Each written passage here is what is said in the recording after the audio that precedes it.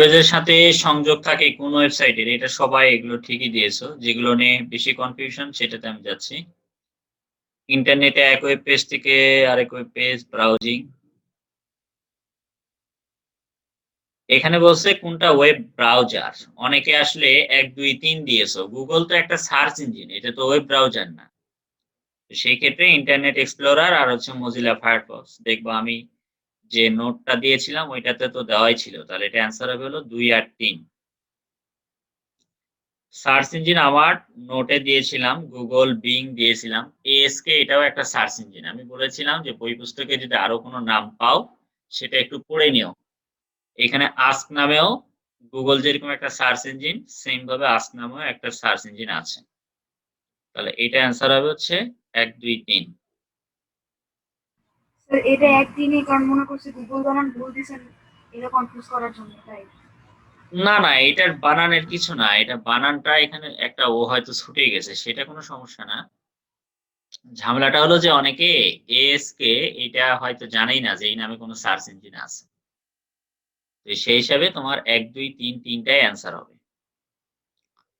৫ নাম্বারটা অনুক্রমিক মানে যেটা আলফাবেটিক্যাল বা একটা নির্দিষ্ট অর্ডারে সাজানো থাকে। সেই হিসাবে এটা অ্যান্সার হবে হচ্ছে লিনিয়ার। এরপরে হচ্ছে নিচের কোন ওয়েবসাইটটা কি বলছে হায়ারার্কিক্যাল কাঠামো নির্দেশ করে। হোম পেজ নির্ভর ওয়েবসাইট। এটা সবাই মোটামুটি ঠিকই লিখেছো। এখন অনেকের কোয়েশ্চেন আসতে পারে যে স্যার হোম পেজ তো প্রত্যেকটা স্ট্রাকচারেই থাকে। হ্যাঁ, ডেফিনিটলি থাকে। তবে হায়ারার্কিক্যাল কাঠামোতে আমরা যে মেনুগুলো থেকে মেইন পেজ বা সাব পেজে যাই সবগুলো লিঙ্ক গুলো কিন্তু হোম পেজেই থাকে। এইজন্য ডেফিনিটলি আমরা হায়ারার্কিক্যাল কাঠামোটাকে হোম পেজ নির্ভর ওয়েবসাইট বলতে পারি। এই ক্ষেত্রে অনেকে ভুল করেছো। এটা অনেকে দিয়েছো নেটওয়ার্কের মধ্যে। আসলে এই নেটওয়ার্ক স্ট্রাকচার সিস্টেমে কিসের মধ্যে ওয়েব পেজ গুলো মেনু আকারে রাখা হয়? এটা অ্যান্সার হবে হচ্ছে ফ্রেমের মধ্যে। যেমন আমি একটু বিষয়টা বুঝাই। ফ্রেম বলতে আমি তোমাদেরকে একটু প্র্যাকটিক্যালি আজকে দেখাতে চাই। কারণ এই এমসিকিউটা অনেকেই ভুল করেছে। চলো, ফ্রেম বলতে আসলে কি বোঝায় নেটওয়ার্ক স্ট্রাকচারে এই জিনিসটা আমরা একটু দেখি। আমাদের কলেজের ওয়েবসাইটে গেলেও হবে।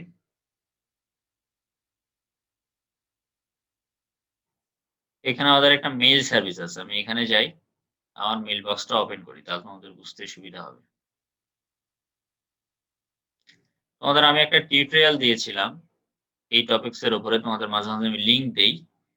ওইখানে আমি এই ওয়েবসাইটের উদাহরণটাই দিয়েছিলাম। তো আমি এটা একটু তোমাদেরকে দেখাই। একটু টাইম লাগবে কানেক্ট হতে।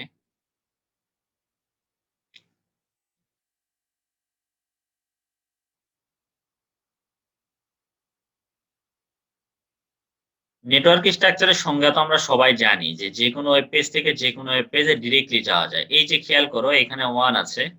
আশা করি সবাই দেখতে পাচ্ছ। এই যে এখানে 1 আছে না এখানে? এখানে ক্লিক করলে তোমরা একটু খেয়াল করো। এখানে যদি আমি ক্লিক দেই তাহলে দেখো এখানে আরো পেজের একটা ফ্রেম আসবে। এই যে এটাকে বলা হয় ফ্রেম। মানে আমি একটা ক্লিক দিলাম তখন এখানে মেনু আকারে সবগুলো পেজ চলে আসলো। এখন আমি যেটাতে ক্লিক দিব সেই পেজটা এই বড় পেজে ভিজুয়ালাইজড হবে। যেমন এখানে ১ নাম্বার সিলেক্ট হয়ে আছে। তাহলে এখানে আমরা ইনবক্সে যে পেজটা দেখতে পাচ্ছি সেটা ১ নম্বর পেজ। সেম ভাবে এখানে তুমি 3 তে ক্লিক দাও। তাহলে এখানে বড় উইন্ডোজে এই ৩ নাম্বার পেজ চলে আসবে। দেখো এখানে ৩ শো করতেছে। তো এটাকে বলা হয় হচ্ছে একটা ফ্রেম। ফ্রেমের ভিতরে কি থাকে? মেনুগুলো স্থিরভাবে থাকে। তুমি যেটা সিলেক্ট করবা ডিরেক্টলি সেখানে চলে যাবে এবং সেই পেজটা এখানে বড় পেজে ভিজুয়ালাইজড হবে। তো এই জিনিসটাকেই বলা হচ্ছে ফ্রেমের মধ্যে রাখা। সবাই কি অ্যান্সারটা ক্লিয়ার? যাদের কনফিউশন ছিল? তাহলে জি নেটওয়ার্ক স্যার। স্ট্রাকচার সিস্টেমে কিসের মধ্যে ওয়েব পেজ গুলো মেনু আকারে রাখা হয়? ফ্রেমের মধ্যে। আচ্ছা। এবার তোমরা মনে হয় অনেকে এখানে যে ভুল করেছো কি জানো? যে এখানে বলা আছে যে কি অসুবিধা হয়। আমার মনে হয় মেক্সিমাম স্টুডেন্ট অসুবিধা কথাটা চোখে পড়েনি। মনে হয়েছে যে সুবিধা হয়। সবাই লিখছে কি মেক্সিমাম যে সহজে এক ওয়েব পেজ থেকে অন্য ওয়েব পেজে যাওয়া যায়। আসলে আমি কি এখানে সুবিধার কথা বলছি নাকি অসুবিধার কথা বলছি? অসুবিধার কথা অসুবিধা। বলছি। তার মানে নেটওয়ার্ক স্ট্রাকচারের লিঙ্কিং বেশি। আর বেশি পরিমাণ লিঙ্ক ইউজ করার জন্য হাইপার লিঙ্ক ট্যাগ বেশি ইউজ করতে হবে। আর যত লিঙ্কিং ট্যাগ ইউজ করবা মেমোরিতে স্পেস বেশি নেবে। বুঝতে পেরেছো না পারো নাই? সবাই কি কনসেপ্টটা ক্লিয়ার? জি যদি না স্যার। বুঝো আচ্ছা, বুঝে যদি যাও তাহলে তো হয়েই গেল। মানে এখানে এখন তো বুঝো হাইপারলিংক ট্যাগ আমরা ইউজ করে লিংকিং দেখাইছিলাম না যে কিভাবে করে? তো তুমি যেকোনো ওয়েব পেজ থেকে যেকোনো ওয়েব পেজে ডিরেক্টলি যাওয়ার জন্য যখন লিংক দিবা তখন হাইপারলিংক ট্যাগের ব্যবহার অনেক বেশি হবে। তো যত আমার কোডিং লেন্থ বাড়বে স্পেস তত বেশি লাগবে। তো এইখানে যদি সুবিধা বলতো তাহলে তোমাদের কথা ঠিক ছিল। গ নাম্বার অ্যান্সার হতো। কিন্তু আমি এখানে সুবিধার কথাটা বলি নাই। আমি বলছি অসুবিধা কি হয়? আচ্ছা, তাহলে এখানে অ্যান্সারটা হবে হচ্ছে ওয়েবসাইট হার্ড ডিস্কে বেশি জায়গা দখল করে। আচ্ছা, এটা সবাই মোটামুটি পেরেছো। হোম পেজ অথবা ফার্স্ট পেজ যেটাই বলো তাহলে এইটা হবে। আর এই কথাটা হাইব্রিড স্ট্রাকচার এর মূল ভিত্তি কোন স্ট্রাকচার? এটা হবে হলো হায়ারার্কি। অনেকে দিয়েছে কোনটাই নয়। আচ্ছা, খেয়াল করে দেখো। হাইব্রিড স্ট্রাকচার বলতে আমরা ওয়ার্ল্ড ওয়াইড যতগুলো ওয়েবসাইট দেখি তার মেক্সিমামই কিন্তু তোমার হাইব্রিড স্ট্রাকচার। হাইব্রিড স্ট্রাকচার যেকোনো ওয়েবসাইটে গেলেই দেখবা মেনু গুলো দেওয়া থাকে যে তোমার হোম, অ্যাবাউট অথবা রেজাল্ট, নোটিশ এরকম বিভিন্ন অপশন গুলো দেখা যায়। 99% ওয়েবসাইটেই দেখবা যে এরকম মেনু থাকে অথবা 100% বললেও ভুল হবে না। তার মানে যখনই তোমার হোম পেজে মেনু গুলো থাকবে ডেফিনিটলি এটা কোন স্ট্রাকচারকে নির্দেশ করবে? ট্রি বা হায়ারার্কিক্যাল। এইজন্য হাইব্রিড মানে কি? যে একাধিক ওয়েবসাইট স্ট্রাকচার এর কম্বিনেশন থাকবে। তো ডেফিনিটলি সেখানে অবশ্যই ট্রি বা হায়ারার্কিক্যাল স্ট্রাকচারটা থাকে বা মেনু স্ট্রাকচারটা থাকে। এজন্য হাইব্রিড স্ট্রাকচারে যদি আমরা মূল বেসটাকে বলি, তাহলে অবশ্যই ট্রি বা হায়ারার্কিক্যাল স্ট্রাকচার। এমসিকিউ সবাই ক্লিয়ার? জি স্যার। সমস্যা আছে এমসিকিউ এ? আশা করি নাই। আচ্ছা, এবার এইখানে যে সমস্যাটা অনেকের হয়েছে, ১ম ২ টা সবারই ঠিক ছিল। এখানে বলছে উদ্দীপক অনুযায়ী হাসান সাহেব তার অনলাইন ব্যবসার জন্য কোন ধরনের ওয়েবসাইট? এটাও অনেকেরই ঠিক আছে। ২-১ জনের হয়তো একটু প্রবলেম হয়তো হয়েছে। কোন ধরনের ওয়েবসাইট? তাহলে ওয়েবসাইটে স্ট্যাটিক এবং ডাইনামিক ২ টাই হয়। তো এইখানে যেহেতু অনলাইনে অর্ডার করার ব্যাপারগুলো আছে, তার মানে হচ্ছে অথবা দেখবা যে যেকোনো ই-কমার্স সাইট গুলোতে কি করি? আমরা কি মতামত প্রকাশ করতে পারি না? কমেন্টস করতে পারি। আবার অনলাইনে তুমি ওখান থেকে একটা ফর্ম পূরণ করে অর্ডার দিবা। তো ডেফিনিটলি কি হবে? এটা ডাইনামিক ওয়েবসাইট হবে। তার মানে তুমি ডাটা ইনপুট করার ব্যবস্থা থাকতে হবে। তারপরে তুমি ডাটা ইনপুট করলে এখানে ডাটাবেজে এসে জমা হবে। ব্যবহারকারী অনেক সময় মতামত প্রকাশ করে। যেমন ই-কমার্স সাইট একটা পণ্য দেখে, "ভাই এটাকে এত দামে দেওয়া যাবে?" তুমি একটা কমেন্টস বা মতামত করলা। তো ডেফিনিটলি এটাকে ডাইনামিক ওয়েবসাইটের আওতায় নিয়ে আসতে হবে। এজন্য বলছে কোন ধরনের ওয়েবসাইট? ডাইনামিক। তাহলে এইটার যে ক্রাইটেরিয়া ডাটাবেজের সাথে কানেকশন থাকে, মতামত প্রকাশ করা যায়। এটার আলোকে একটু বলে দিলে ভালো হয়। অনেকে বৈশিষ্ট্য লিখেছো। সমস্যা নেই। তো আশা করি এইটাও বুঝতে পেরেছো। এইখানে হচ্ছে সমস্যাটা বাধছে। এটা অনেকেই ভুল করেছো। আচ্ছা, এখন একটা জিনিস বলো যে তুমি যদি কোন ই-কমার্স ওয়েবসাইটে ঢুকো, তাহলে ওপরে কি মেনু থাকে না? এই যেমন ইভালি থেকে শুরু করে দারাজ বলো আর যেটাই বলো। ওগুলোতে অ্যাবাউট অথবা বিভিন্ন অপশন গুলো থাকে কিনা? উপরে প্রোডাক্ট এরকম থাকে? মেনু গুলো থাকে কিনা ওয়েবসাইটে গেলে ই-কমার্স সাইট গুলো? অবশ্যই মেনু গুলো থাকে। তাহলে যদি মেনু গুলো থাকে, তার মানে এটা তোমার অবশ্যই হায়ারার্কিক্যাল স্ট্রাকচার হবে। ঠিক আছে। এখন প্রশ্ন হলো, তো যেকোনো একটা ই-কমার্স সাইট গুলোতে যে প্রোডাক্ট গুলো থাকে, তো সবগুলোই কি আসলে একটা স্ট্রাকচার ব্যবহার করেই ওয়েব ব্রাউজ করা যায়? তুমি যদি চিন্তা করো যেমন এখানে একটা কথা কিন্তু উল্লেখ করা আছে, অনলাইনে পণ্য বিক্রয় ব্যবহারকারী দেওয়া তথ্য। তুমি যখন তথ্য বা একটা ফর্ম আকারে পূরণ করে দিবা, সেখানে কি লিনিয়ার স্ট্রাকচার নেই? আমি কি বলেছিলাম যে অনলাইনে রেজিস্ট্রেশন ফর্ম, তারপরে পেমেন্ট প্রসেস যেমন হলো বিকাশ বা বিভিন্ন বলেছিলাম, এগুলোতে কি লিনিয়ার স্ট্রাকচার ব্যবহার করা হয়। মানে পেজের ইনফরমেশন গুলো সিরিয়ালি পূরণ করে একটার পর একটা পেজ আসে। তখন আমরা প্রোডাক্টের অর্ডার করি। তার মানে ডেফিনিটলি কিন্তু ওর ভিতরে ট্রি বাদ দিয়েও যে আরো কোনো স্ট্রাকচার আছে এটা আমরা কনফার্ম। তাহলে ট্রি এর সাথে অন্য কোনো স্ট্রাকচার যুক্ত হলে ডেফিনিটলি ওটা কি আর ট্রি স্ট্রাকচার থাকবে বা হায়ারার্কিক্যাল স্ট্রাকচার থাকবে নাকি এটা হাইব্রিড স্ট্রাকচার হবে? হাইব্রিড। হাইব্রিড স্ট্রাকচার হবে। যাক এখানে ভুল হোক কোনো সমস্যা নেই। আমি ইচ্ছে করেই কোয়েশ্চেনটা এরকম দিয়েছি কারণ এরকম কোয়েশ্চেন খুব কম আসে। তোমাদের হয়তো ছবি দেওয়া থাকে ওইটা দেখে তোমরা খুব সহজে আইডেন্টিফাই করে ফেলো। আমি ইচ্ছে করেই কোয়েশ্চেনটা দিয়েছি যে দেখি কে চিন্তা করে ব্যাপারটা অ্যান্সার করতে পারো। ভয় পাওয়ার কোনো কারণ নেই। এইগুলো থেকে আমি আরো কিছু কোশ্চেন কালেক্ট করেছি যে অনেক সময় চিত্র দেখেও বোঝা যায় না এটা কোন স্ট্রাকচারের মধ্যে পড়ে। তো সেটা নিয়ে আমি একটা আলাদা ক্লাস পরে দিব। আপাতত আমরা সিলেবাসটা আগে শেষ করি। তাহলে আশা করা যায় যে এটা নিয়ে কারো কোনো সমস্যা নেই। তাহলে অ্যান্সার হবে হচ্ছে হাইব্রিড স্ট্রাকচার।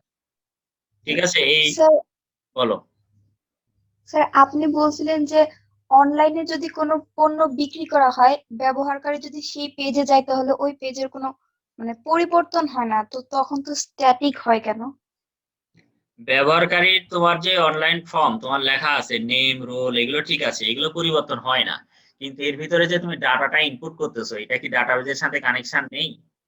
যদি কানেকশন না থাকে তাহলে তুমি যে অর্ডার করলা এটা যার ওয়েবসাইট সে জানে কিভাবে? তার ওখানে তো তোমার তথ্যগুলো ডাটাবেজে চলে যায়। তুমি যে ফর্মে ডাটা ইনপুট করতেছো, ডাটা ইনপুট করা মানেই তো সেটা ডাইনামিক ওয়েবসাইট। বুঝতে পেরেছো কিনা? আমি বুঝতে জি পেরেছি যে স্যার। তুমি বলতে চাচ্ছ যে ওখানে হলো কাস্টমার নেম বা বিভিন্ন ইমেইল অ্যাড্রেস। তো এই লেখাগুলো তো স্যার আমরা সবাই একই দেখি।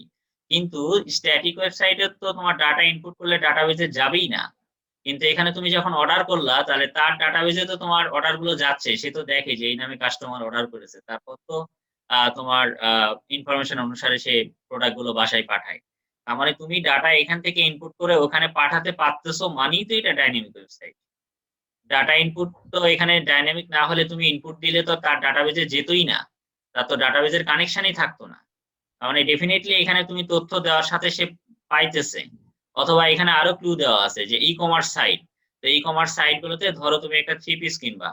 তো তুমি বলতে পারো না যে এই থ্রি পিস কি এটা আহ মানে ফিক্সড একটা লিঙ্ক নাকি এটা মানে সবার জন্য কমন এরকম টাইপের তোমরা লিখো না বা এটা এত টাকায় দেওয়া যায় কিনা। এমন তো তুমি কমেন্টস করতে পারো। তার মানে এখানে কয়েকটা ক্লু কিন্তু দেওয়া আছে। কারণ তুমি ফর্মে ডাটা ইনপুট করলা মানেও সেটা ডাইনামিক। আবার ই-কমার্স সাইট তার মানে ই-কমার্স সাইটে আমরা প্রোডাক্টের জন্য অনেক সময় প্রাইস নিয়ে কনভারসেশন করি। তার মানে এখানে কিন্তু তোমার কমেন্টস বা মতামতের সুযোগ আছে। আবার ডাটা ইনপুট করতে পারতেছো। ইনপুট করে তার কাছে যাওয়া মানে অবশ্যই তার ওয়েবসাইটের সাথে ডাটাবেজের একটা কানেকশন আছে। সো ডেফিনিটলি এটা ডাইনামিক ওয়েবসাইট হবে। আর কোনো সমস্যা? না স্যার। ওকে। তাহলে আমরা পড়েছিলাম লিস্ট ট্যাগ। লিস্ট ট্যাগটা আমি হালকা একটু তোমাদের মনে করায় দিয়ে বাকি অংশটুকু আজকে পড়াবো।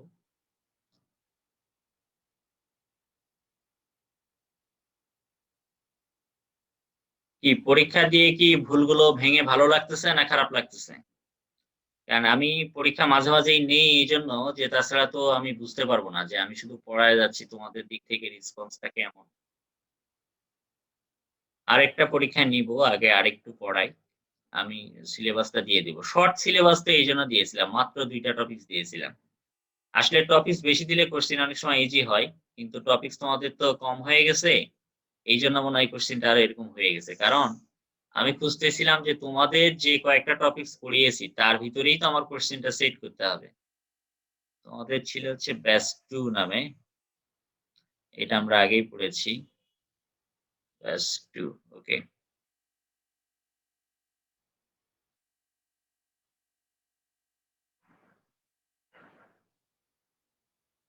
আচ্ছা। তাহলে তোমাদের মনে আছে কিনা যে র‍্যান্ডম যদি সিরিয়াল থাকে পারা যাবে তো, তাই না? যেমন এটা মনে হয় রিভার্স কিওয়ার্ড এর ব্যবহারটা দেখাইছিলাম যে অর্ডারড লিস্ট গুলো রিভার্স কিভাবে করতে হয়। আচ্ছা তাহলে আচ্ছা এটার মনে আছে কিনা যদি এটার সিরিয়াল ব্রেক হতো তাহলে কি করতাম বলো তো দেখি মনে আছে কিনা? ধরো এটা সি না থেকে এটা ধরো দিল হচ্ছে ডি দিল অথবা সি থাকলেও সমস্যা নাই। আচ্ছা এটা তো র‍্যান্ডম অর্ডারেই আছে। ঠিকই আছে। এটা কিভাবে করেছিলাম মনে আছে? র‍্যান্ডম অর্ডারড লিস্ট থাকলে অবশ্যই আমাদেরকে আলাদা, আলাদা অর্ডারড লিস্ট নিয়ে কাজ করতে হবে। তার মানে হচ্ছে এইটা একটা অর্ডারড লিস্টের ভিতরে নিবো, এইটা একটা অর্ডারড লিস্টের ভিতরে নিবো, এইটা একটা অর্ডারড লিস্টের ভিতরে নিবো। মনে আছে কিনা? আশা করা যায় মনে আছে। নাকি দেখাই দিব আরেকবার? কথা বলো। স্যার একটু দেখেন। একটু স্যার দেখাই দিই। দেখাই দেন। তাহলে একবার আগেরগুলো একটু রিপিট করে দিই। একটাই কোড লিখি যেটা শুধু আমি চেঞ্জ করে, করে একটু দেখাই। কারণ যেহেতু পরীক্ষা দিয়েছো তো আমার মনে হয় একটু ভোলা, ভোলা হয়ে গেছে। আমরা এই কোডে যাই একটু। প্রথমত আমি একটা কোড খালি চেঞ্জ করে, করে রান করে দেখাই ১ম থেকে। রিভার্স এগুলো বাদ। আমি প্রথমত দেখাইছিলাম যে টাইপের ভিতরে যদি তুমি কোনো কিছুই বলে না দাও, তাহলে আউটপুটে কি আসবে মনে আছে? আমি কোনো কিছুই বললাম না। তাহলে সংখ্যা আসবে ১, ২, ৩ কারণ তুমি অর্ডার লিস্ট ব্যবহার করেছো।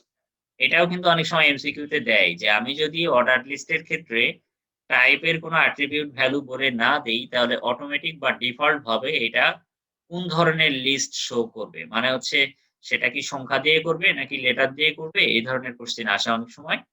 আচ্ছা, তাহলে এটা গেল। আমি যদি A, B ছোট হাতের যদি A দেই এখানে তাহলে কি হবে? আমার এখানে সবগুলো A, B, C এরকম সিরিয়ালে আসবে। সেম ভাবে যদি বড় হাতের এখানে A দাও, আমি বলেছিলাম, তাহলে এখানে তোমার লিস্টের আকারে বড় হাতের ABC আসবে। সেম ভাবে তোমরা রোমান সংখ্যা এখানে ব্যবহার করতে পারো। যেমন আমি বড় হাতের রোমান সংখ্যা দিলাম, তাহলে এখানে তোমার বড় হাতের রোমান সংখ্যাগুলো আসতেছে। আচ্ছা। এখন বলো তো যে স্পেসিফিক সংখ্যা থেকে বা লেটার থেকে যদি শুরু হয় তখন কি করব? যদি ধরো এই রোমান সংখ্যাটা যদি ৫ থেকে শুরু হতো তাহলে কি করতাম? এখানে স্টার্ট কোডিং 5। Start 5 right. তাহলে এখানে স্টার্ট একটা অ্যাট্রিবিউট দেই। আর আরেকটা কথা বলেছিলাম তোমাদের মনে আছে কিনা? Start attribute value always will be number. Start এর ভ্যালুটা সবসময় নাম্বার হবে। সেটা লেটার হোক অথবা রোমান সংখ্যা হোক যেটাই হোক না কেন। তাহলে এখানে আমরা বলে দিব যে এখানে ৫। তাহলে ওই রোমান সংখ্যা i দিয়ে শুরু মানে ওটা কেমন ধরনের ডাটাগুলো আসবে। বাট এই যে দেখো ৫ থেকে শুরু হয়েছে। স্টার্ট এর ব্যবহারটা আশা করি তোমাদের মনে আছে।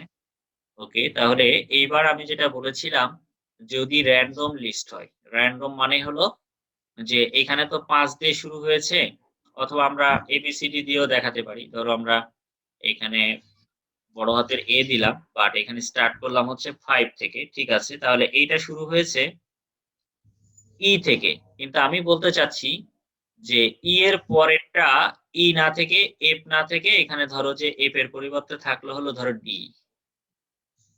অথবা এমনও হতে পারে যে D না দিয়ে হয়তো এখানে একটা সংখ্যা দিল, ধরো ৫। আর এইটা ধরো একটা রোমান সংখ্যা দিল। এইটা দিল ধরো ২ এরকম দিল। তাহলে আমরা একটা ধরো লেটার নিব অথবা যেকোনো ঘটনা ঘটতে পারে। যেমন ১ম এ দিল ধরো ১, এরপরে হয়তো দিয়ে দিল ৫, আবার হয়তো দিয়ে দিল ৩ এরকমও যদি হয়। এরকম যদি হয় মানে দেখো যে সিকোয়েন্সটা ব্রেক করতেছে। যদি সিকোয়েন্সটা ব্রেক করে, এটা একটা ব্যাপার। অথবা যদি এরকম হয় যে সবগুলো একই ধরনের ধরো আছে যেমন অথবা ডিফারেন্ট টাইপের দিতে পারো। ধরো একটা C দিয়ে শুরু হলো। পরের ডাটা রোমান সংখ্যার ৫ দিয়ে শুরু হলো। আরেকটা হচ্ছে একটা সরাসরি সংখ্যা দিয়ে শুরু হলো। ধরো ৭ এরকম দেওয়া আছে।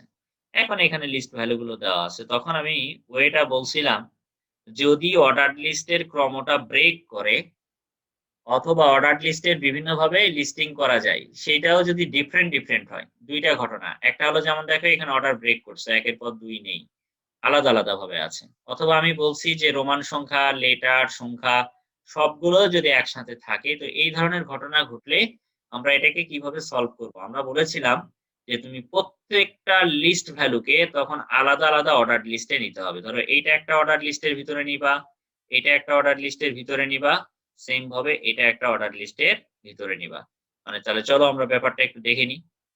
এই জিনিসটা শুধু একটু কপি পেস্ট করব আর কিছুই না। ধরো এটার এত কিছু দরকার নেই। তাহলে এই একটা ঘটনায় আমরা ধরো বিভিন্নভাবে দেখি। তাহলে এইখানে আমি অর্ডার লিস্ট এটা কপি করলাম জাস্ট। ধরো ৩ টা কপি করি তাহলেই হবে। ১ম টা কি বলেছিলাম? ধরো যে আমার C দিয়ে শুরু হয়েছে। তাহলে এখানে A আছে ঠিক আছে। এখানে C এর পজিশন ভ্যালু কত হবে বলো তো? ৩। ৩ দিয়ে দিলাম। তাহলে A অর্ডার লিস্টটা ক্লোজ করলাম। এইবার পরেরটা ধরো লেটার দিয়ে নাই, ধরো রোমান সংখ্যা দিয়ে। তাহলে তুমি এখানে রোমান সংখ্যার ১ দাও আর এটা যদি ৫ থেকে শুরু হয় ধরো ৫। এরপরে তুমি পরেরটা চাচ্ছ যে এটা এক সংখ্যা হবে। তাহলে এখানে তুমি ১ দাও। সংখ্যাটা কত থেকে শুরু হবে? ধরো ৭ থেকে। তাহলে এখানে ৭ দাও। তাহলে দেখো যে এগুলো প্রত্যেকটাই কিন্তু ডিফারেন্ট অর্ডার লিস্টে নেওয়া। এটা একটা অর্ডার লিস্ট, এটা একটা অর্ডার লিস্ট। তাহলে কখন এই ঘটনাটা ঘটাবো? যদি আমার রোমান সংখ্যা না মানে অথবা লেটার যেকোনোটাই যদি সিরিয়াল ব্রেক করে অথবা রোমান সংখ্যা, নাম্বার সবগুলো ঘটনা যদি আবার একই লিস্টে একসাথে থাকে, তখন আমরা এটাকে আলাদা অর্ডার লিস্ট হিসেবে চিন্তা করব। তাহলে এটা দিতে পারবা। দেখো একটা সি, একটা ভি, একটা 7। বুঝতে পেরেছো? পরীক্ষায় ভয় পাওয়ার কোনো কারণ নেই। তোমাদের যা শিখাবো এর বাইরে কখনোই অর্ডার বা আনঅর্ডারড লিস্টে আসবে না। আমি আনঅর্ডারড লিস্টে যাবো। যা বলবো এর থেকে কঠিন কোনো কিছু আসবে না। সেটা প্র্যাকটিক্যাল হোক আর যেখানেই হোক। এটা সবাই ক্লিয়ার? জি স্যার। আমি কিন্তু বলেছিলাম এটা সংখ্যার ক্ষেত্রেও হবে। যেমন তুমি যদি মনে করো যে এইটা 3 দিয়ে শুরু হয়েছে। মানে এটা তুমি ধরো একটা সংখ্যা দিলা 1, প্রত্যেকটাই ধরো 1 দিলা। তার মানে প্রত্যেকটাই সংখ্যা নির্দেশ করে। কিন্তু তোমার একটা শুরু হলো 3 থেকে, একটা 5, একটা 7। তাহলেও দেখো ওই ঘটনাটাও করতে পারবো। আমি কিন্তু যদিও অল্টারনেট একটা ওয়ে দেখাইছিলাম, বাট এইটা দিয়ে কিন্তু তুমি সবই সলভ করতে পারবা। আর আরেকটা ওয়ে যেটা শিখাইছিলাম ওইটা দিয়ে শুধুমাত্র সংখ্যা নিয়ে কাজ করা যায়। তাহলে দেখো একটা 3, 5, 7। তাহলে অর্ডার লিস্ট নিয়ে মনে হয় পারবা আশা করা যায়। এখন আরেকটা জিনিস দেখাতে চাই যে তোমরা এরকম পারবা কিনা। আমি এইটা আবার ক্লিন করে দিলাম। এইটার আচ্ছা। এখন এইখানে যদি আমরা A দেই, তাই না? তাহলে এখানে যদি আমরা কোনো কিছু নাও দেই, তাহলে তো দেখা যায়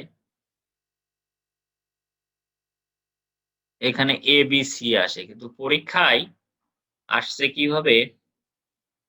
২ টা A যদি হয়, A, A, B, A, C পারা যাবে? কে পারবা? লিস্ট গুলো কিভাবে আসছে? A, A, B, A, C, A, D এরকম টাইপের।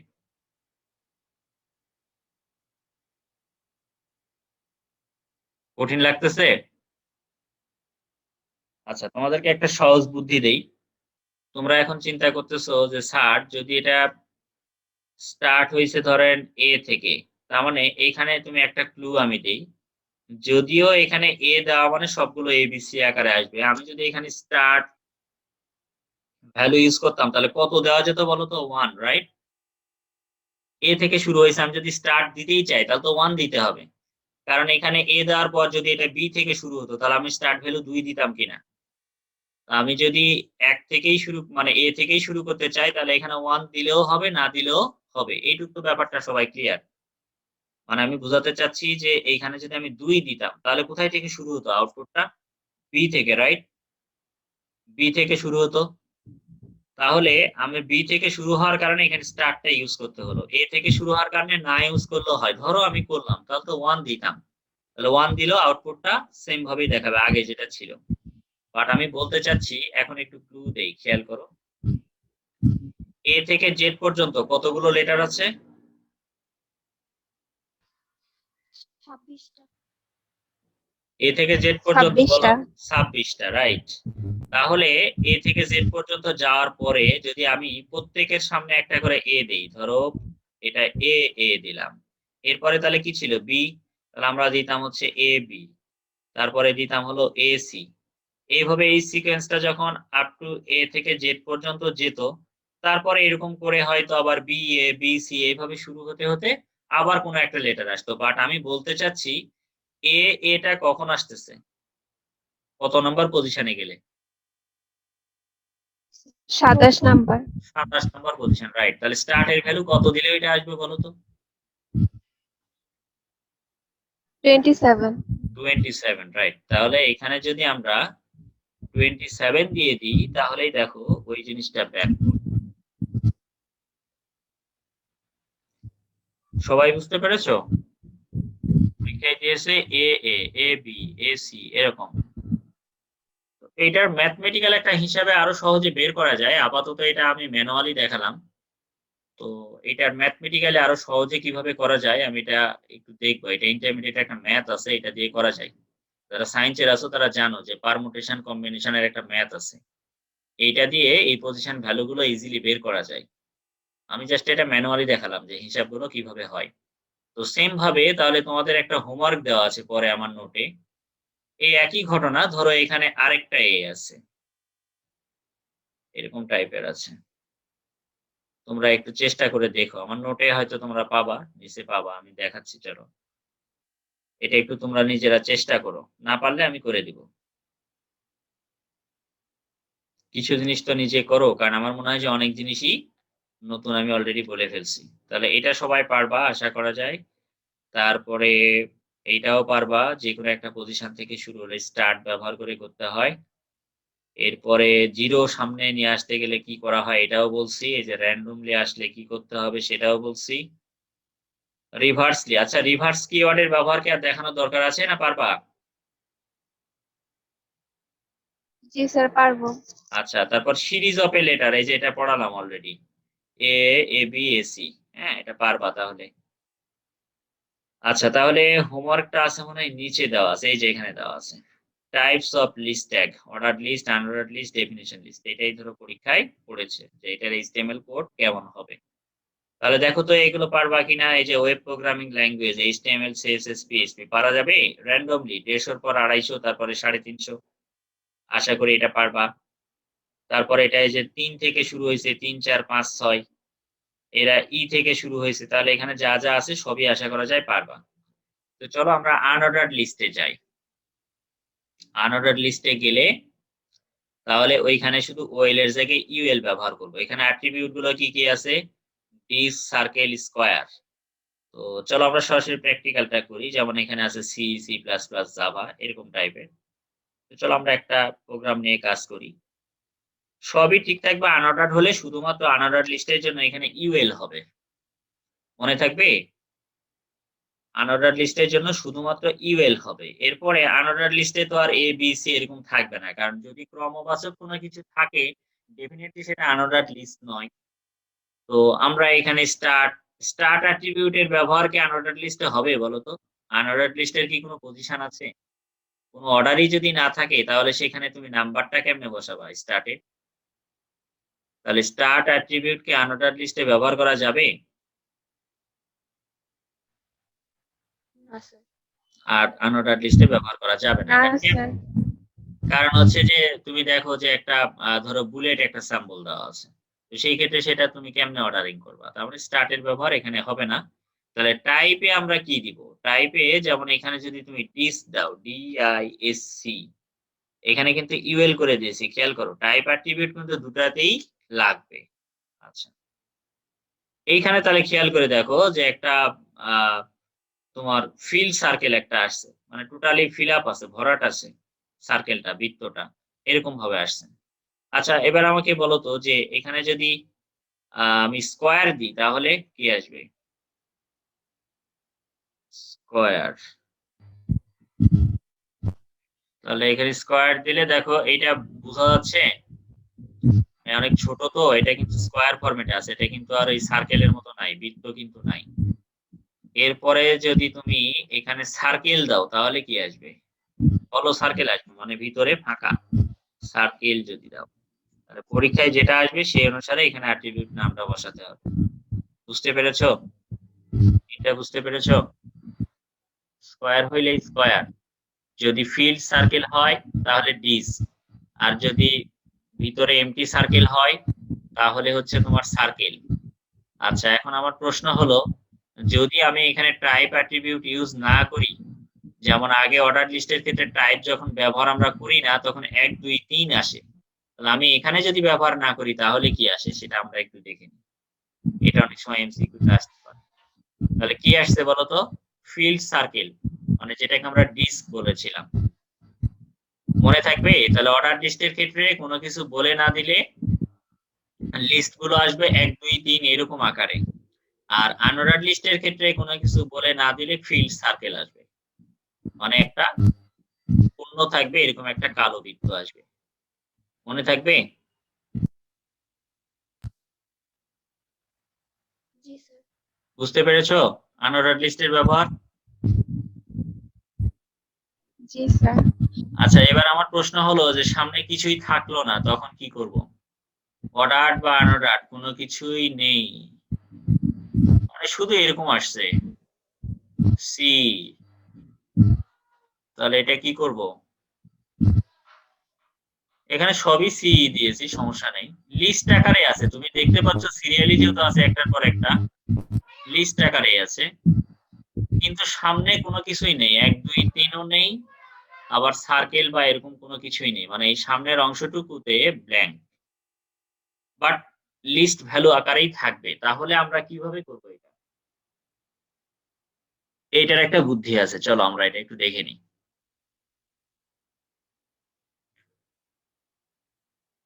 এইখানে ইউএল এর এখানে টাইপ নামে অ্যাট্রিবিউট ব্যবহার করবা, সবই ঠিক আছে। বাট এইখানে লিখবা হচ্ছে নান।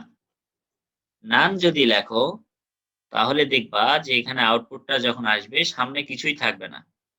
সবাই কি ক্লিয়ার না ব্যাপারটা? আমি যদি টাইপের ভিতর নান করে দিই তাহলে ওটার সামনে ওই তোমার যে ইয়েটা দেখলা ফিল্ড সার্কেল এটা চলে যাবে।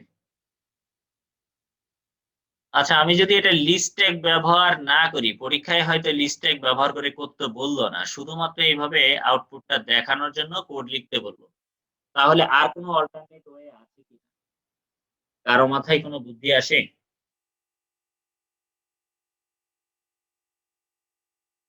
এইটাই আসলো, কিন্তু পরীক্ষায় বলেনি যে লিস্ট ট্যাগ দিয়েই করতে হবে, তাহলে অল্টারনেট কোনো ওয়ে আছে কিনা?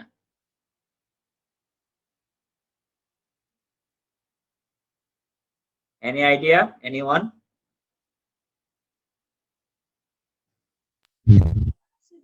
ব্রেক ট্যাগ দিয়ে। রাইট, ব্রেক ট্যাগ দিয়ে আমরা করতে পারি ইজিলি। এই যেমন আমরা কি করব, এগুলো সব বাদ, তাই না? আমরা এগুলো বাদ দিয়ে দিলাম।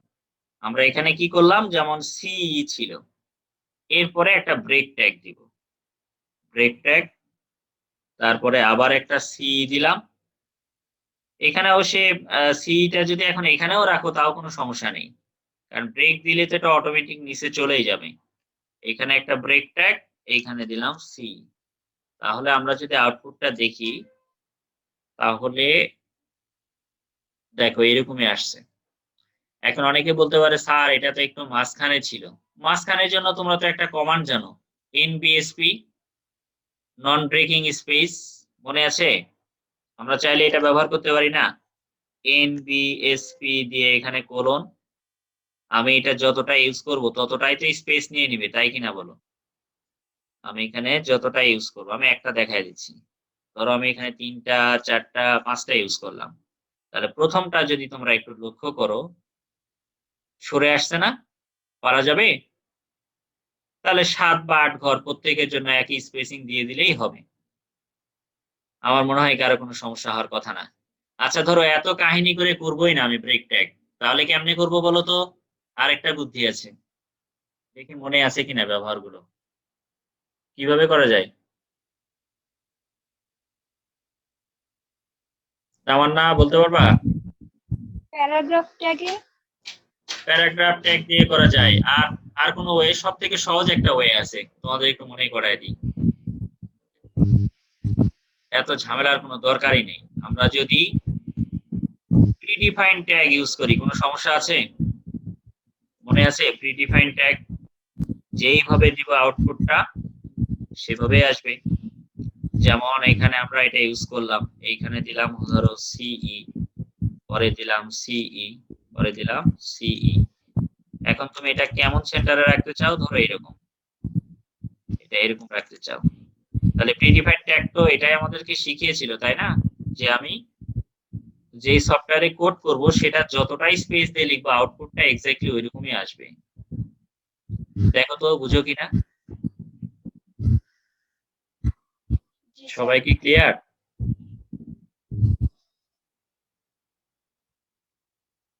জি স্যার। আচ্ছা, এবার বলো তো যদি স্টার থাকতো, স্টারের তো কোনো অ্যাট্রিবিউট নেই, আছে? আমরা টাইপের ভিতর কি স্টার লিখলে আসবে? আনঅর্ডার্ড লিস্টের ক্ষেত্রে আসবে কিনা? না স্যার। সামনে স্টার ওইটা লিখলেই আসবে না। যেমন আমরা যদি আগেরটা চিন্তা করি, আগে আমাদের কিরকম ছিল, এরকম ছিল। তো অনেকে মনে করে যে এখানে স্টার লিখলেই মনে হয় চলে আসবে। আমি একটু দেখাই, আসলে কিন্তু আসবে না। স্টার নামে দেখো এখানে কাজ করে না, অটোমেটিক ভাবে কি আসছে, ফিল্ড সার্কেল আসছে। তাহলে এই কাজটা একটা অ্যাট্রিবিউট ব্যবহার করে করা যায়, সেটা অন্য একটা অ্যাট্রিবিউট লাগবে। তো আমি তোমাদেরকে সিম্পলি একটা একটা বাটপারি বুদ্ধি শিখাই দিই। কিরকম? তুমি এইখানে দিলা নান, তাহলে আউটপুটটা কি আসছিল বলো তো? এখানে যদি দেই তাহলে আউটপুটটা এখানে সামনে ফাঁকা, তাই কিনা? আমি যদি এখন এইখানে প্রত্যেকটার সামনে একটা স্টার চিহ্ন বসায় দিই তাহলে আসবে কিনা? আমি এটা তোমাদের কাছ থেকে জানতে চাই। আসবে? জি স্যার। এই যে, কারণ আমি ওখানে নান করে দেওয়া মানে কি? এখানে তো আর ওই ফিল্ড সার্কেল আসবে না।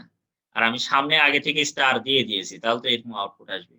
পরীক্ষায় কিন্তু এরকম কোয়েশ্চেন খুব কম আসে যে তোমার ওটা লিস্ট ট্যাগ দিয়েই করো। বলে কি যে উদ্দীপকের আউটপুট পাওয়ার জন্য HTML কোড লিখো। তোমার কি বলছে যে বাবা তুমি লিস্ট ট্যাগই ইউজ করো? আমাকে এই প্রশ্নটা আগে বলো। তোমার এইরকম বাধ্যতামূলক ব্যাপার কিন্তু খুব কম আসে। সিরিয়ালি দিয়েছে কিন্তু তোমাকে কিন্তু বলে নাই যে তুমি লিস্ট ট্যাগ ইউজ করেই করো। তোমার কি বলছে? উদ্দীপকের চিত্রের মতো আউটপুট পাওয়ার জন্য HTML কোড লিখো। তাহলে আশা করি ব্যাপারটা বুঝতে পেরেছো। আর যারা একটু জিনিয়াস বেশি ট্রাই করো তাহলে তাদের জন্য একটা হোমওয়ার্ক থেকে গেল যে এই কাজটা যদি আমি অ্যাট্রিবিউট দিয়ে করতে চাই তাহলে করা যাবে কিনা এটা একটু চিন্তা করে দেখবা। না পারলে আমি চেষ্টা করব। এটা একটা টেস্ট পেপারের কোশ্চেন। এটা আমি আমার মতো করে সলভ করে দিলাম। তবে আরেকটা ওয়ে মেবি আছে। আরেকটা ওয়ে আছে এটা আমি পরে বলবো। ওকে। তাহলে এটা শেষ। এবার আমাদের মোস্ট ইম্পোর্টেন্ট কেস হচ্ছে যদি অর্ডার্ড এবং আনঅর্ডার্ড লিস্ট একসাথে পরীক্ষায় থাকে তখন কি করব? এটা সবথেকে বেশি আসে। যারা আমার কথা বুঝো নাই তারা একটু কোশ্চেনের দিকে লক্ষ্য করো তাহলে বুঝতে পারবা। এই যে এটা বুঝতে পেরেছো? এখানে কি অর্ডার্ড লিস্ট আর আনঅর্ডার্ড লিস্ট একসাথে আছে না? দেখো DEF এটা তো অর্ডার লিস্ট আকারে আছে কিন্তু এর ভিতরে স্কয়ার আছে। এর ভিতরে রোমান সংখ্যা আছে। মানে এমন হতে পারে অর্ডার লিস্টের ভিতরেও অর্ডার লিস্ট থাকতে পারে, আনঅর্ডার্ড এর ভিতরেও আনঅর্ডার্ড থাকতে পারে অথবা মিক্সড আকারে থাকতে পারে। অর্ডার্ড এর ভিতরে আনঅর্ডার্ড অথবা আনঅর্ডার্ড এর ভিতরে অর্ডার্ড যেকোনো ভাবে থাকতে পারে। তখন কিভাবে করব? এইটা আমাদের ইম্পর্টেন্ট কেস। যখন তোমরা দেখবা যে পরীক্ষায় অর্ডার্ড এবং আনঅর্ডার্ড লিস্ট একসাথে পড়েছে অথবা অর্ডার্ডের ভিতরে আনঅর্ডার্ড অথবা অর্ডার্ডের ভিতরে আনঅর্ডার্ড অথবা আনঅর্ডার্ডের ভিতরে অর্ডার্ড অথবা অর্ডার্ডের ভিতরে অর্ডার্ড অথবা আনঅর্ডার্ডের ভিতরে অর্ডার্ড যেটাই পড়ুক না কেন সেই ক্ষেত্রে যেটা রুলস তুমি প্রথমত আগে লেফট সাইডে দেখবা যে এইটা কি দিয়ে শুরু হয়েছে অর্ডার নাকি আনঅর্ডার্ড। ফার্স্ট ভিউটা তোমার কি হবে? ডি দিয়ে শুরু হয়েছে তো এটা কি অর্ডার লিস্ট নির্দেশ করে নাকি আনঅর্ডার নির্দেশ করে? এটা আগে বলো। অর্ডার। এইটা অর্ডার নির্দেশ করে। তাহলে প্রথমত ওএল এর ব্যবহারটা হবে। এরপরে কি হবে? আমি একটু দুইটা সফটওয়্যার দেখি পাশাপাশি নিয়ে করা যায় কিনা। তাহলে তোমাদের বুঝতে একটু সুবিধা হবে।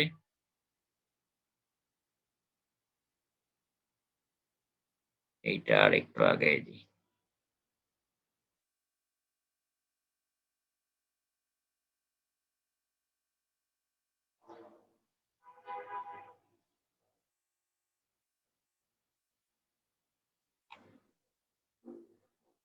সবাই কি দেখতে পাচ্ছ এই দুইটা একসাথে? এই যে রাইট পাশে কোশ্চিন এখানে আমি কোডটা লিখবো দেখতে পাচ্ছ সবাই? জি স্যার। জি ওকে। স্যার। তাহলে এখানে প্রথমত টাইটেলটা দেওয়া আছে নেস্টেড লিস্ট। নেস্টেড লিস্ট মানে হলো লিস্ট ট্যাগের ভিতরে লিস্ট ট্যাগের ব্যবহার। এটাকে বলা হয় নেস্টেড লিস্ট। ওকে। তাহলে তোমরা নিজেরাই বলেছিলা কি বলেছিলা প্রথমত অর্ডার লিস্ট শুরু হয়েছে নাকি আনঅর্ডার? অর্ডার প্রথমে লিস্ট। অর্ডার লিস্ট শুরু হয়েছে তাহলে প্রথমত আমি ওএল ইউজ করব। ওএল ইউজ করলাম। টাইপ ইকুয়াল টু কি দিব বলো তো এখানে? এ। এ দিব রাইট। স্টার্ট ভ্যালু কত দিব? 4। 4। ওকে। এই পর্যন্ত কাজ শেষ। এরপরে তোমার এলআই এর ব্যবহারটা শুরু হবে। এলআইটা কি দেওয়া আছে ধরো চ্যাপ্টার 4। চ্যাপ্টার 4 দেওয়া আছে। আচ্ছা এখন বলো যে এইখানে যে লেসন 1 লেসন 2 এটা কার ভিতরে আছে বলো তো? চ্যাপ্টার 4 এর ভিতরে রাইট? জি স্যার। চ্যাপ্টার 4 এর ভিতরে কিনা আচ্ছা।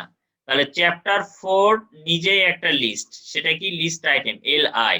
তাহলে এর ভিতরে আরেকটা আছে। তার মানে ব্যাপারটা হলো যতক্ষণ পর্যন্ত এটার ভিতরের কাজটা শেষ না হবে ততক্ষণ পর্যন্ত এই লিস্ট আইটেম ট্যাগটা ক্লোজ করা যাবে না। আগে আমরা সচরাচর কি করতাম, এখানে এলআইটা ক্লোজ করে দিতাম, রাইট?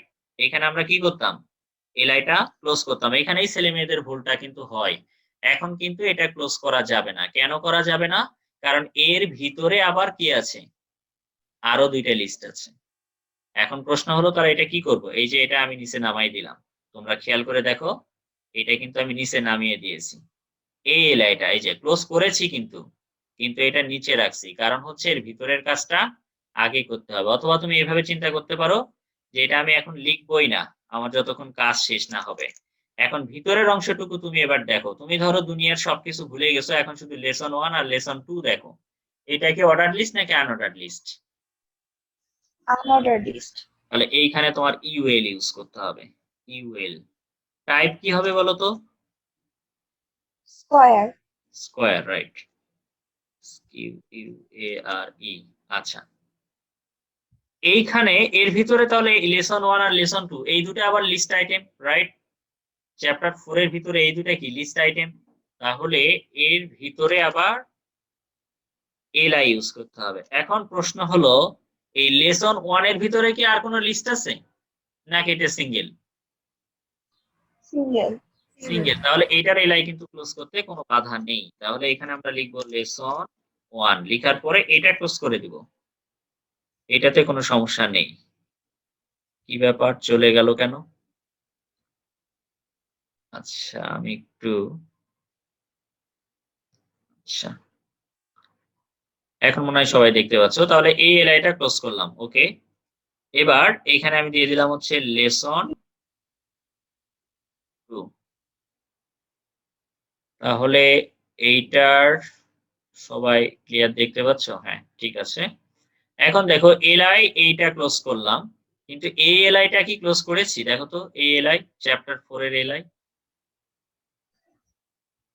এটাও ক্লোজ না করিনি। আর এটার ইউএল কি ক্লোজ করেছি? ইউএল এই যে আনঅর্ডার লিস্ট, এটাও ক্লোজ করিনি। তাহলে আগে আনঅর্ডার লিস্টটা ক্লোজ করে দাও।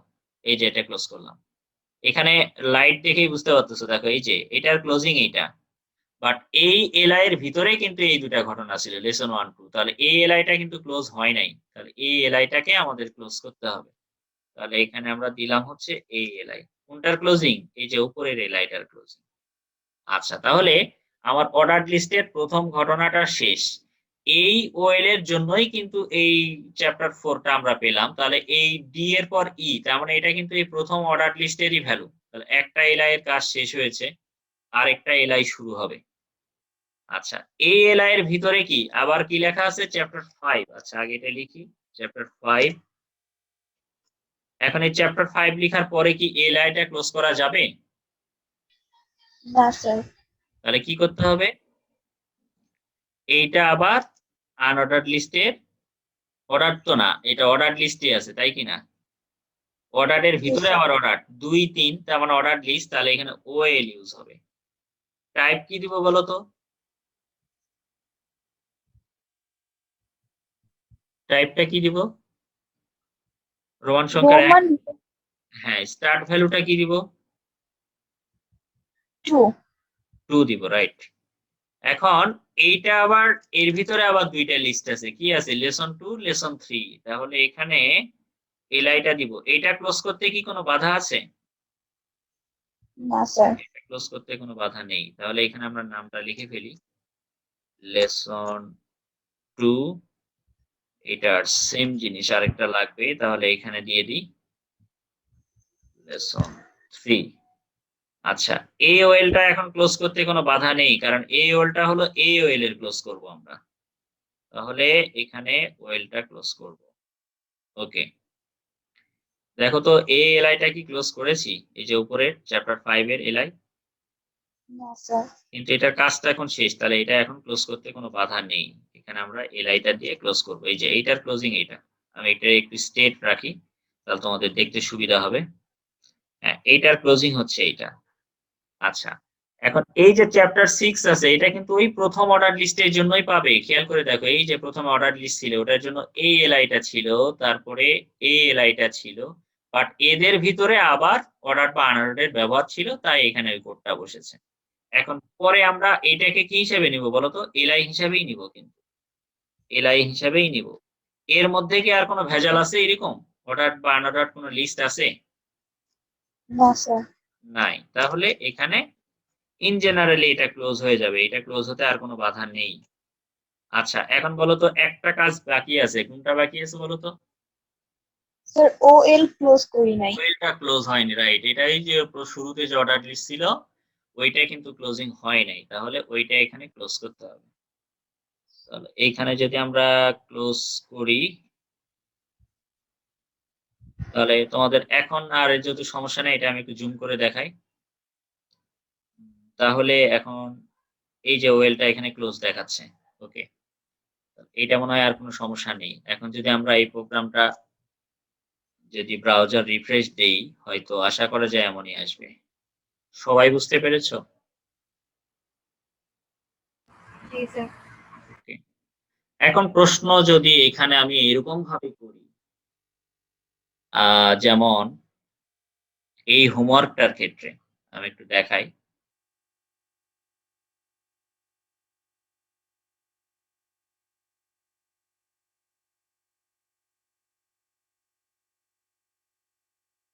এইটা পারা যাবে?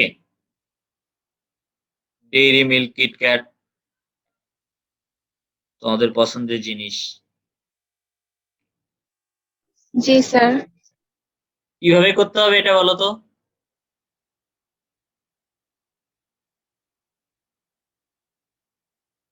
এইটা কি একটা অর্ডার লিস্ট? অর্ডার লিস্ট আলাদা আলাদা নিতে হবে। আলাদা আলাদা নিতে হবে। কেন বলো তো? কারণ এখানে সিরিয়ালটা ব্রেক করেছে। র‍্যান্ডম লিস্ট চলে আসছে। যেমন এখানে ডি দিয়ে শুরু। এর পরেরটা ছিল ই, আগে ছিল। এখন কিন্তু তা নেই। এখানে রোমান সংখ্যা ৪, এখানে আবার সংখ্যা 10। তার মানে এইটা একটা অর্ডার লিস্টের ভিতরে নিয়ে বাকিটা আনঅর্ডার্ড লিস্ট নিয়ে কাজ করতে হবে। এইটা আরেকটা অর্ডার লিস্টের ভিতরে হবে। এইটা আবার আরেকটা অর্ডার লিস্টের ভিতরে হবে। আমি কি সলভ করে দিব? না নিজেরা এটা হোমওয়ার্ক থাক, দেখো আগে পারো কিনা।